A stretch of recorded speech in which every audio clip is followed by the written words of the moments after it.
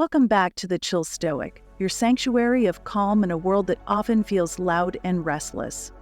Have you ever walked away from a conversation feeling smaller without knowing why? You were just in the room, smiling, nodding, playing along, but something inside you dimmed. It wasn't what they said directly, it was the atmosphere they brought. Today's episode is about those quiet thieves of peace, negative and judgmental people. They rarely shout, but their presence echoes.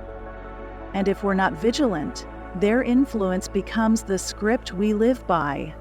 But the Stoics left us a map, not to fight them, but to guard the gates of our inner citadel. Part 1. The quiet contagion of negativity. Negativity doesn't always storm in like thunder. Sometimes it drips slow, consistent, and corrosive. You start your day feeling grounded, but a single interaction can pull you off center. Suddenly, hope feels naive, optimism feels foolish. These people don't need to insult you to harm you. Their energy speaks louder than words. They fixate on what's broken, what's wrong, what could go wrong. And like secondhand smoke, their mindset seeps into your lungs, uninvited yet destructive. Part 2. Judgment masquerading as wisdom. Judgment is often cloaked in the language of concern. I'm just being honest, only trying to help. But underneath these phrases is a sharpened blade, cutting without permission. Judgmental people live on pedestals they built themselves. And to stay elevated, they must pull others down. Their words aren't meant to lift, they're meant to measure. And if you're not careful, you'll start measuring yourself with their ruler. As Epictetus said, it's not what happens that disturbs us, but our opinion about it. The problem? When you borrow someone else's opinion of you, it can become your reality. Part 3. Emotional vampires and energy drain. Have you noticed how tired you feel after certain conversations? As if your emotional batteries were drained without ever being asked. It's not in the volume of their voice, it's in the weight of their presence. You begin to walk on eggshells. You filter your thoughts before speaking, anticipating their reaction. That's not connection, that's emotional labor. And it's unsustainable. Stoicism isn't about being unbothered. It's about recognizing what you carry and what you're being handed that doesn't belong to you. Part 4. The slow erosion of self. The danger isn't always immediate. It's the subtle erosion, like a rock worn smooth by years of quiet waves. One comment here, one doubtful glance there, and suddenly, the voice in your head no longer sounds like yours. You begin to second-guess what used to feel like truth. You shrink your dreams to fit their worldview.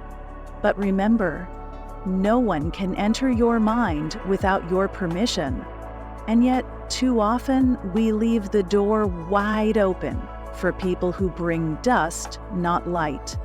The Stoics remind us, if it does not nourish your virtue, it does not deserve your energy. Part 5. Reclaiming the gate. You decide who enters. Here's the truth. You cannot always choose who crosses your path. But you can absolutely choose who sits at your inner table. Guard it fiercely. This isn't arrogance, it's self-respect. You were not put on this earth to constantly defend your worth. You were made to embody it. You don't have to fight toxic people, you simply have to stop feeding their influence. Distance, boundaries, silence, these are not punishments. They are protection. Part 6. How the Stoics would respond. Marcus Aurelius once wrote, "You have power over your mind, not outside events. Realize this, and you will find strength." So what would the Stoics do? They would notice the storm, but not step into it. They would choose reason over reaction. You don't have to engage, you don't have to correct, convert, or convince. You can simply see it, name it, and walk away with grace. This is the highest form of emotional mastery, restraint without bitterness, presence without performance, boundaries without anger. Part 7, a practice to protect your peace. This week, try this stoic ritual. 1. Spot the drain. At day's end, reflect. Who energizes me? Who depletes me? 2. Reclaim the filter. Before internalizing a comment, ask, is this helpful? Is this true? Is this mine? 3. Anchor daily peace. Spend 10 minutes each day in silence. Let no voice but your own be heard. Each small act is a brick in the fortress of your inner peace. Build it, guard it, and let no one casually walk in with muddy shoes. If this episode helped you feel more clear, more grounded, more you, subscribe to the Chill Stoic, tap the bell so you never miss a moment of wisdom. And please, share this with someone silently carrying too much noise from others. You are not here to be consumed. You are here to be calm, to be centered, to be whole. Until next time, stay grounded, stay wise, and protect your peace.